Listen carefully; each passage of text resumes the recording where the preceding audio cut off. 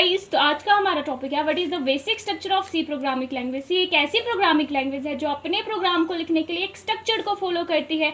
Means हमें उस structure के हिसाब से अपने प्रोग्राम को लिखना पड़ता है। अब स्ट्रक्चर के अंदर कुछ सेक्शंस आती हैं, उनमें से कुछ सेक्शन कंपल्सरी होती है, मींस हमें यूज़ करना ही पड़ता है। कुछ सेक्शन कंपल्सरी नहीं होती, अगर हम उनको यूज़ ना भी करेंगे तो भी चलेगा। तो सबसे पहली सेक्शन आती है हमारे पास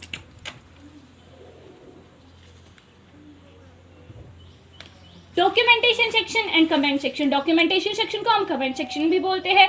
मींस इसमें हम अपने प्रोग्राम की डिस्क्रिप्शन लिखते हैं। About the program description. Description मतलब प्रोग्राम के बारे में, किस बारे में ये प्रोग्राम किया गया है, प्रोग्राम का नाम, प्रोग्राम में हमने जो लॉजिक यूज़ किए हुए हैं वो कौन कौन से लॉजिक यूज़ किए हुए हैं, क्यों किए हैं।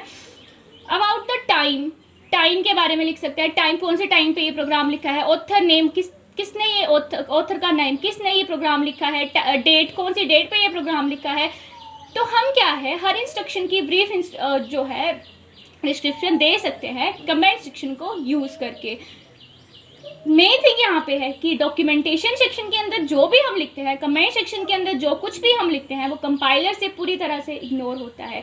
मींस कंपाइलर इसके अंदर जो भी लिखी गई लाइंस होती है उनको इग्नोर करता है, उनको रीड ही नहीं करता। और जब एक प्रोग्रामर रन करता है अपने प्रोग्राम को, इन लाइन का इफेक्ट उस प्रोग्राम पे, उस आउटपुट पे नहीं पड़ता। ठीक है, मींस इसका कोई लेना देना ही नहीं है आउटपुट से। इस लाइंस का जो भी हम डॉक्यूमेंटेशन सेक्शन के अंदर लिखते हैं, इस सेक्शन का कोई लेना देना नहीं है हमारी आउटपुट से और कंपाइलर से। तो अब मेन थिंग यहाँ पे है कि हम इनको यूज़ क्यों करते हैं। कंपाइलर से कोई लेना देना नहीं है, आउटपुट का कोई इससे इफेक्ट नहीं पड़ता, तो हम क्यों करते हैं इनका use. Main purpose is for our understanding. ये हमारी सिर्फ ह्यूमन की अंडरस्टैंडिंग के लिए है। फॉर एग्जांपल, अगर मैंने कोई प्रोग्राम लिखा, मैंने उसमें सब कुछ डिफाइन किया, यहाँ पे मैंने हेडर फाइल्स लिखी है, वेरिएबल डिफाइन किए गए हैं, ग्लोबल किए हैं या लोकल किए गए हैं, यहाँ से मेरी एग्जीक्यूशन स्टार्ट है, यहाँ पे मैंने ये लॉजिक यूज़ किया है, एडिशन का किया है, मल्टीप्लिकेशन का किया है, इंक्रीमेंट, यहाँ पे मैंने फंक्शन कॉलिंग की है, फंक्शन को डिफाइन किया है। अगर मैं सारी डिस्क्रिप्शन लिखूंगी, अनदर यूजर जब भी उस प्रोग्राम को देखेगा इजीली से अंडरस्टैंड कर पाएगा कि ये प्रोग्राम है क्या। मैंने अपना नाम लिखा है कि मैंने ये प्रोग्राम लिखा है, वो समझ जाएगा कि ये मैंने प्रोग्राम लिखा है, कौन सी टाइम, कौन सी डेट पे ये प्रोग्राम लिखा है। तो ये हमारी अंडरस्टैंडिंग के लिए है। तो अब हमारे लिए बेनिफिट है ये, मैं इजीली से प्रोग्राम को समझ पा रही हूँ जो किसी पर्सन ने लिखा है, अपनी डिस्क्रिप्शन के साथ, उसके डिस्क्रिप्शन के साथ मैं उस प्रोग्राम को इजीली से अंडरस्टैंड कर पा रही हूँ। तो ये क्या है, मेरी अंडरस्टैंडिंग के लिए है, हमारे लिए बेनिफिट है, तो फ़ायदा है तो उठाते हैं ना। तो अब इसको यूज़ कैसे करते हैं। डॉक्यूमेंटेशन सेक्शन को यूज़ करने के हमारे पास दो तरीके होते हैं।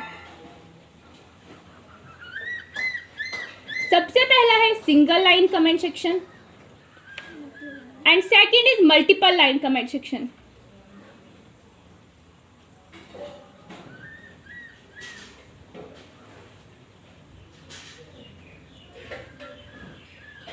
सिंगल लाइन कमेंट सेक्शन नाम से ही यहाँ पे क्लियर है कि ये सिर्फ सिंगल लाइन के लिए वर्क करेगा। मतलब जब भी हम सिंगल लाइन कमेंट का यूज करते हैं, कैसे डिनोट करते हैं इसको, डबल स्लैश से स्टार्ट करेंगे, उसके बाद जो भी यहाँ पे यूजर लिखेगा वो पूरी तरह से इग्नोर होगा कंपाइलर से, तब तक जब तक यूजर एंटर प्रेस नहीं करता। जैसे ही उसने एंटर प्रेस किया, इस लाइन का इफेक्ट, सिंगल लाइन कमेंट का इफेक्ट खत्म हो जाएगा। फॉर एग्जाम्पल, यहाँ पे मैंने लिख दिया write a program to multiple two number, then enter press किया, इस लाइन का इफेक्ट खत्म हो जाएगा। ठीक है, सिंगल लाइन कमेंट को हम ऐसे यूज करते हैं। Now next is multiple line comment. नाम से ही क्लियर है कि मल्टीपल लाइन के लिए वर्क करेगा। इसको हम स्टार्ट करते हैं सिंगल स्लैश एस्ट्रिक के सिंबल से, उसके बाद यूजर मल्टीपल लाइन लिख सकता है, एंटर प्रेस करके मल्टीपल लाइन लिख सकता है। कब तक, जब तक उसे एंडिंग पॉइंट नहीं मिल जाता एस्ट्रिक और स्लैश सिंगल। ठीक है, तो इस तरह से हम मल्टीपल लाइन कमेंट को यूज करते हैं। लाइक हम यहाँ पे लिख सकते हैं ऑथर नेम, टाइम, डेट, ये हम मल्टीपल कमेंट में लिख सकते हैं। यहाँ पे मैं सिर्फ दो ही लाइन का यूज करती हूँ। तो आई होप आपको मल्टीपल लाइन और सिंगल लाइन कमेंट का यूज करने आ गया हो कि हम कैसे यूज करते हैं। सिंगल लाइन को सिंपली डबल स्लैश लिखेंगे, इसका कोई एंडिंग पॉइंट नहीं है, और मल्टीपल को एंडिंग भी पॉइंट है और स्टार्टिंग भी पॉइंट है, तो ये क्या है, मल्टीपल लाइन वर्क करता है। तो ये है हमारे पास डॉक्यूमेंटेशन सेक्शन, जो कंपाइलर से पूरी तरह से इग्नोर होता है, ये सिर्फ हमारी अंडरस्टैंडिंग के लिए है, ठीक है। तो इसीलिए ये पार्ट कंपल्सरी नहीं है, अगर हम इसको यूज करेंगे तो भी चलेगा, नहीं करेंगे तो भी चलेगा, ठीक है, पर ठीक है यूज करना चाहिए। नाउ नेक्स्ट पार्ट हमारे पास आता है लिंक सेक्शन। लिंक सेक्शन नाम से ही क्लियर है कि यहाँ पे कुछ ना कुछ लिंकिंग का काम हो रहा है। तो लिंक सेक्शन के अंदर क्या आता है, हेडर फाइल्स आती है, उन हेडर फाइल्स के अंदर प्रीडिफाइंड फंक्शंस होते हैं जिनको हम अपने प्रोग्राम पे यूज करते हैं।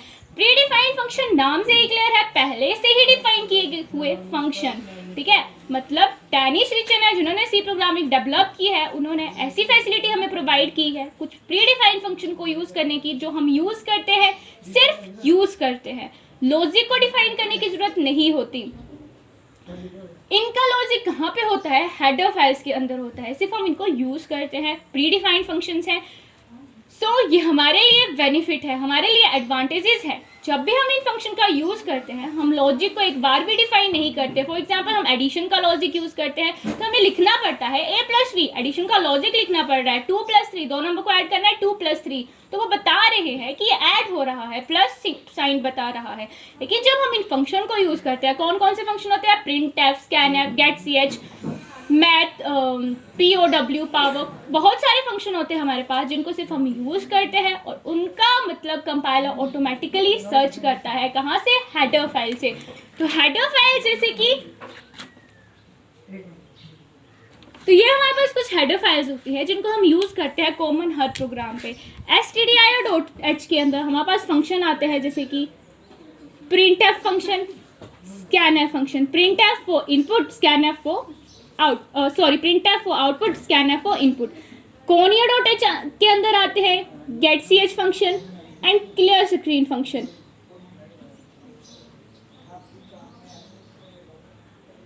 क्लियर स्क्रीन फंक्शन, getch जो हमारी स्क्रीन को होल्ड करके रखता है, आउटपुट स्क्रीन को होल्ड करके रखता है, और क्लियर स्क्रीन प्रीवियस आउटपुट को क्लियर कर देता है ये। तो ये हमारे पास फंक्शन होते हैं। अब हमने देखा होगा जब भी हम अपने प्रोग्राम पे printf या scanf मोस्ट कॉमनली यूज करेंगे ही करेंगे, जब यूज करते हैं तो हम इनका लॉजिक डिफाइन नहीं करते। जैसे printf क्या है, फॉर आउटपुट के लिए, डिस्प्ले करने के लिए, कुछ भी डिस्प्ले करने के लिए हम printf फंक्शन का यूज करते हैं। scanf यूजर से कोई भी डाटा एंटर करवाना है, राइट योर नेम एंटर करेंगे XYZ, तो जो एंटर करेंगे वो scanf के थ्रू करेंगे। तो हम इनका लॉजिक डिफाइन नहीं करते कि ये आउटपुट के लिए है, ये इनपुट के लिए है, नो। कंपाइलर ऑटोमेटिकली इनका मतलब समझता है, कहाँ से, क्योंकि इनका लॉजिक कहाँ पे ऑलरेडी डिफाइंड है, हेडर फाइल्स के अंदर। तो ये हमारे लिए पार्ट क्या है, कंपल्सरी है, हमें इनको यूज करना ही पड़ता है, ठीक है। कुछ और भी हेडर फाइल्स आती है जैसे कि #include math.h। math.h का यूज क्यों करते हैं, कोई भी मैथमेटिकली ऑपरेशन हमें परफॉर्म करना है, लाइक मुझे निकालना है 128 की रेज़ टू पावर 28, ये निकालना है। इंस्ट्रक्शन में तो ऐसे लिख नहीं पाऊंगी, तो मुझे एक फंक्शन प्रोवाइड होता है POW, power base comma power, ठीक है। जब भी कंपाइलर यहाँ पे POW पे पहुंचेगा, वो इसका मतलब सर्च करने लगेगा कि ये है कहाँ पे, इसका मतलब क्या है।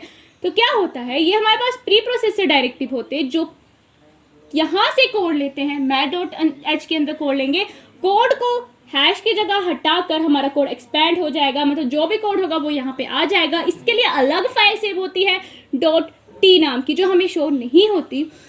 यहाँ पे कोड एक्सपेंड हो गया, तो अब कंपाइलर ने क्या किया, कंपाइलर यहाँ से इसका मतलब देगा और समझ जाएगा कि POW का मतलब क्या है। POW का मतलब है 128 ठीक है। तो ऐसे ही जो है कंपाइलर अपना काम करता है। तो ये हमारे पास लिंक सेक्शन का काम होता है, हमारे लिए ये इंपॉर्टेंट है इसको यूज करना।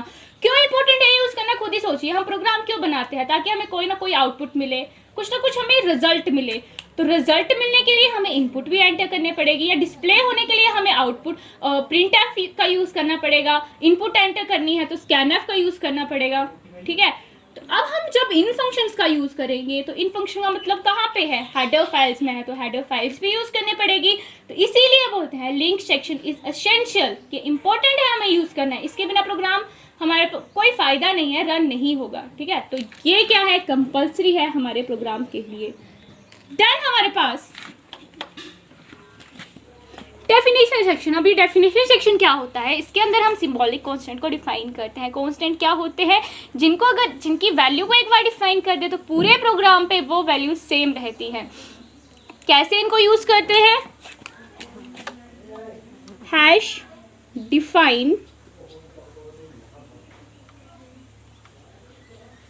मैंने ले लिया सिंबल कैपेसिटी और उसकी वैल्यू दे दी 100। 100 क्या है, कांस्टेंट। कैपेसिटी यहाँ पे कंडीशन है, जो भी हम सिंबल डिफाइन करेंगे वो अपर केस लेटर पे होना चाहिए। ठीक है, लाइक अनदर यूज कर लिया मैंने, हैश डिफाइन पाई 3.14। अगर हमने कोई प्रोग्राम करना है जिसमें पाई की वैल्यू बार बार यूज हो रही है तो फंक्शंस में भी यूज हो रही है, तो अगर एक बार डिफाइन कर देंगे, पाई को यूज करना है, उसकी वैल्यू रिप्लेस हो जाएगी 3.14 से। कैपेसिटी मुझे 10 टाइम मुझे अपने प्रोग्राम पे यूज करना पड़ रहा है, तो मैं बार बार उसको डिक्लेयर करना पड़ेगा।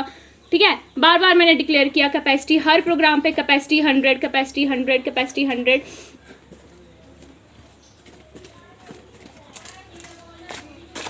कैपेसिटी 100।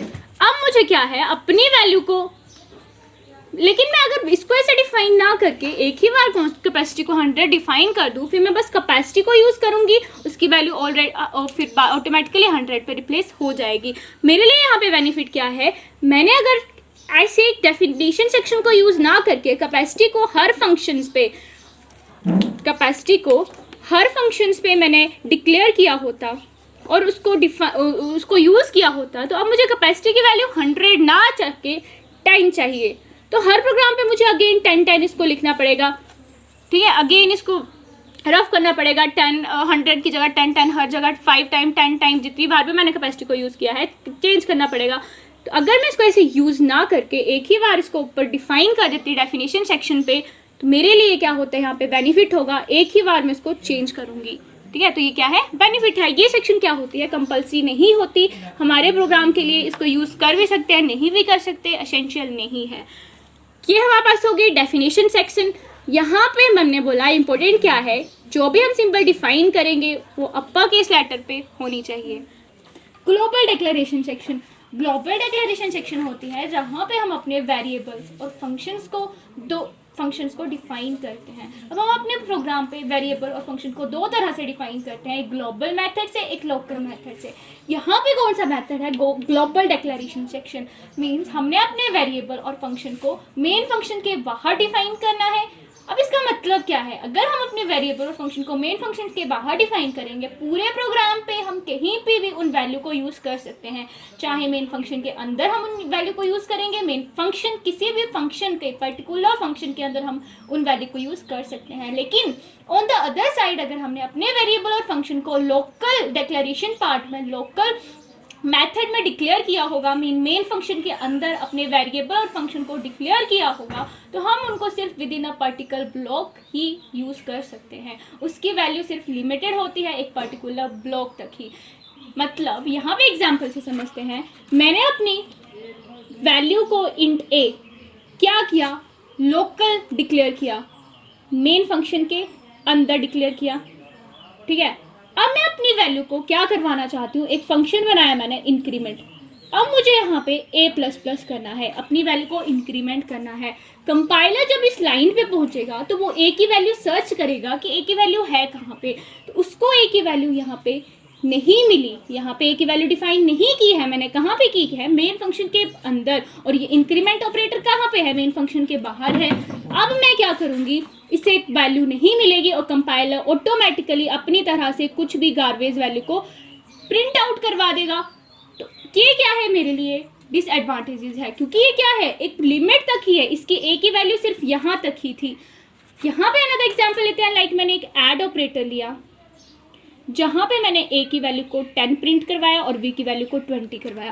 अब मैं यहाँ पे c नाम का वेरिएबल लूँगी जहाँ पे a+v करवाऊँगी। अनदर ले लिया मैंने सब, अब मुझे इन्हीं ए बी की वैल्यू को माइनस करवाना है, तो मुझे यहाँ पे ए और बी की वैल्यू को अगेन क्या करवाना पड़ेगा, डिक्लेयर करवाना पड़ेगा, अगेन इनको इंट से डिक्लेयर करना पड़ेगा। तो ये क्या है, मुझे जब भी ए और बी की वैल्यू को हर फंक्शन पे वही वैल्यू को 10 20 वैल्यू को यूज़ करवाना है, उन्हीं वैल्यू से ऑपरेशन परफॉर्म करवाना है। अगर मैं एक मल्टीपल का फंक्शन बनाऊंगी, वहाँ पे मुझे उन्हीं ए की वैल्यू उन्हीं ए बी की वैल्यू को क्या करवाना है, मल्टीपल करवाना है 10 और 20 को। तो मुझे यहाँ पे फिर से क्या करना पड़ेगा, इनको इनिशियलाइज करना पड़ेगा। तो मुझे बार बार ये काम करना पड़ रहा है, क्यों? क्योंकि अगर मैं यहाँ पे डिक्लेयर नहीं, इनको इनिशियलाइज नहीं करवाती, तो कंपाइलर को यहाँ पे वैल्यू नहीं मिलती, क्योंकि इसकी वैल्यू, ये जो मैंने डिफाइन की है यहाँ पे int equal to 10 equal to 20, इसकी वैल्यू सिर्फ लिमिट है यहाँ तक ही। कर्ली ब्रेसेस ओपन हुई, हमने डिक्लेयर किया, जब कर्ली ब्रेसेस क्लोज हो गई तो इसकी वैल्यू, इसका स्कोप जो है वो खत्म हो गया।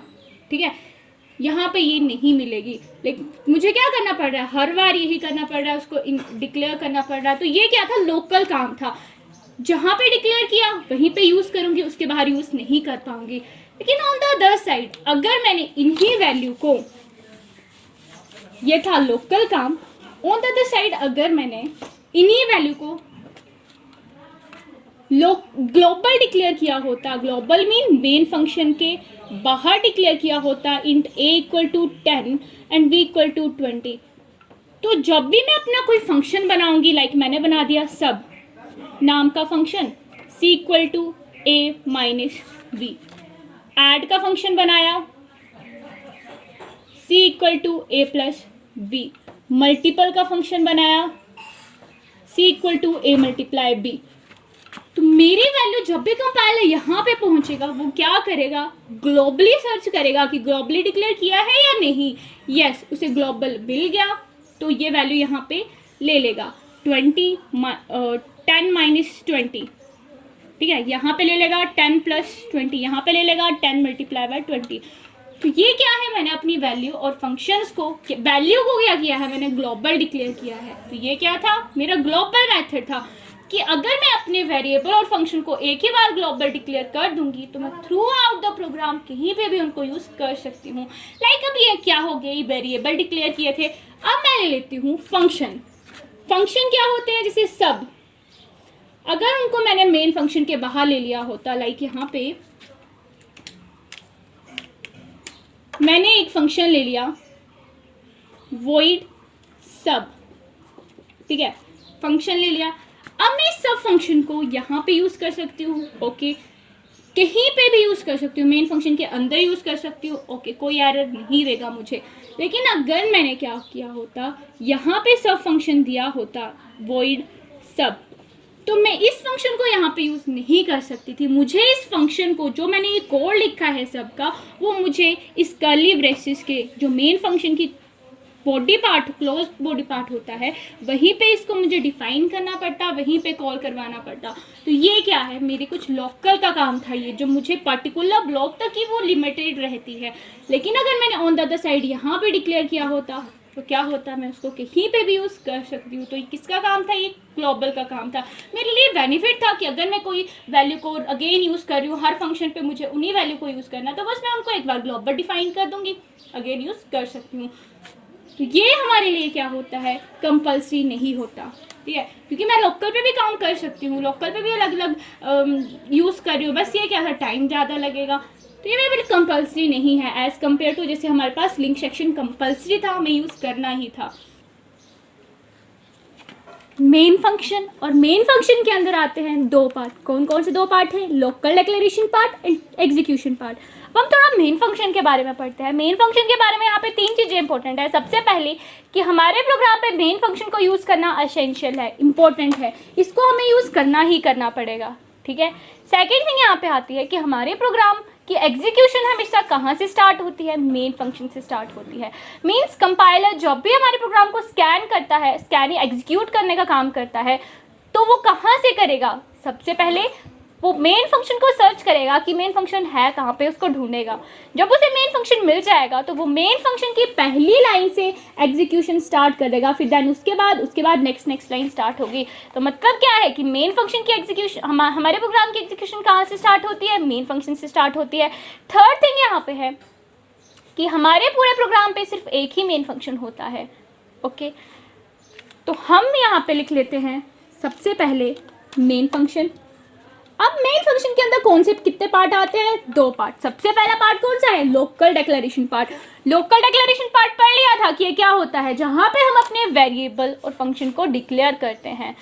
ठीक है, एक कैसे करते हैं हम, 2 तरीके से करते हैं। एक ग्लोबल मेथड से डिक्लेयर करते हैं, एक लोकल मेथड से डिक्लेयर करते हैं। ग्लोबल मेथड से जिसके ऊपर मेन फंक्शन के बाहर करते हैं, थ्रू आउट द पूरे प्रोग्राम सेम रहती है वैल्यू। मेन फंक्शन के अंदर मींस क्या कंसीडर करेंगे उनको, यहाँ पे सी ले लेती हूँ 30। क्या कंसीडर करेंगे, जो भी मेन फंक्शन के अंदर हमें कोई वेरिएबल या कोई सब फंक्शन मिल गया, वॉइड फंक्शन मिल गया, क्या डिक्लेयर करेंगे कि वो लोकल डिक्लेयर किए हुए हैं। अब उनकी वैल्यू सिर्फ लिमिट रहेगी कहाँ तक, विद इन द ब्लॉक तक। मीन यहाँ पे क्लोज करूंगी मैं, उसके बाहर इन वैल्यू को यूज नहीं कर सकती मैं। ठीक है, लेकिन ऑन द अदर साइड ए और वी की वैल्यू को मैं यहाँ पे यूज कर सकती हूँ। मैंने एक ऑपरेटर बनाया सब, अब मैं उसकी वैल्यू को यहाँ पे a माइनस वी करके यूज कर सकती हूँ। लेकिन अगर मैंने लोकल डिक्लेयर किया है, ऐड फंक्शन लिया है, ऐड लूंगी यहाँ पे, तो मैं इनको यूज नहीं कर पाऊंगी। ऐड को कुछ भी लॉजिक यहाँ पे यूज किया नहीं कर पाऊंगी। तो ये क्या था, लोकल मेथड था। हम सिर्फ इतना पढ़ते हैं, ये क्या मेथड था, ये हमारे पास लोकल मेथड है। Now next is local method के बाद हम पढ़ेंगे कि एग्जीक्यूशन पार्ट्स क्या होता है। एग्जीक्यूशन पार्ट मीन जो भी हमने वेरिएबल फंक्शन को डिक्लेयर किया है उनको लॉजिक में कन्वर्ट करना, उनमें कुछ लॉजिक यूज करना। एग्जीक्यूशन पार्ट के अंदर काफ़ी ज़्यादा चीज़ें आती हैं, कुछ प्रिंट एफ करना है, डिस्प्ले करना है, इनपुट लेनी है यूजर से, फंक्शन को कॉल करना है। जो भी हमने पूरे प्रोग्राम पे लॉजिक यूज करने हैं वो यहाँ पे यूज करेंगे। अब मुझे यहाँ पे लिखना है प्रिंट एफ हेलो, लिख दिया। कहाँ पे लिखा है ये मैंने, एग्जीक्यूशन पार्ट के अंदर। अब मुझे यहाँ पे लिखना है रिजल्ट इक्वल टू सी। सी लिख लिया। यहाँ पे मैं अनदर फंक्शन ले लेती हूँ लाइक प्लस ए और सी को प्लस करना है, वो रिजल्ट कहाँ पे स्टोर हो जाए, उनका आंसर कहाँ पे स्टोर हो जाए, RES नाम के वेरिएबल पे। यहाँ पे वेरिएबल डिक्लेयर किया है नहीं, इसको मैं ग्लोबल भी कर सकती हूँ, लोकल भी कर सकती हूँ। मैंने लिख लिया इसको लोकल। रिजल्ट ले लिया। कंपाइलर जब इस लाइन के बाद पहुंचेगा तो वो सी की वैल्यू, यहाँ से एग्जीक्यूशन स्टार्ट होती है, वो पहले क्या करेगा, ए प्लस सी प्लस ए की वैल्यू को लेगा। क्या वैल्यू है सी की, यहाँ पे सर्च करेगा। सबसे पहले यहाँ पे वैल्यू है, यस है, 30 ले लेगा प्लस ए की वैल्यू यहाँ पे है, यहाँ पे नहीं है, ग्लोबल सर्च करेगा, मिल जाएगी 10, और उसको कहाँ पे स्टोर कर देगा, RES के नाम पे उसको स्टोर कर देगा। ठीक है, उसके बाद यूजर क्या करवाएगा, प्रिंट करवा लेगा इसको, print F %d % of result, इस नाम से प्रिंट करवाएगा। क्लोज कर दिया। तो ये क्या था, मैंने अपने प्रोग्राम पे ये जो भी था, ये क्या प्रिंट एफ की स्टेटमेंट थी, मैंने एग्जीक्यूट करवाया अपने प्रोग्राम को। एग्जीक्यूशन पार्ट के अंदर आता है ये क्या हो गया, मेन फंक्शन। हमने पढ़ लिया कि क्या था लोकल डिक्लेरेशन पार्ट, ये क्या था एग्जीक्यूशन पार्ट। नाउ हमारे पास नेक्स्ट सेक्शन आती है फंक्शन डिक्लेरेशन। मीन्स हम अपने प्रोग्राम को कितने भी फंक्शन हम अपने प्रोग्राम पे डिफाइन कर सकते हैं।